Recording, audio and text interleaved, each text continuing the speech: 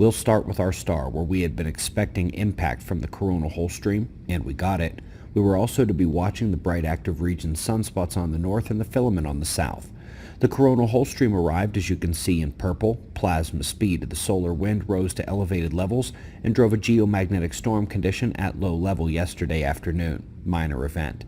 We had also been watching that plasma filament on the south, as I mentioned, which released somewhat calmly and was not directed at Earth.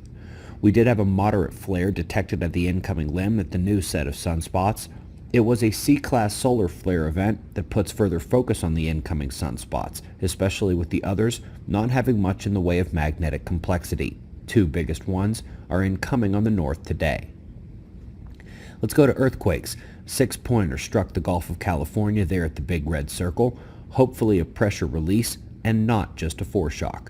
Next to Hawaii, where the big volcano is on alert. Before earlier this morning, one could say it looked like it might have been a bigger rumble and several aftershocks, but with a 3.7 overnight, one has to begin to consider these as harmonic tremors, a swarm.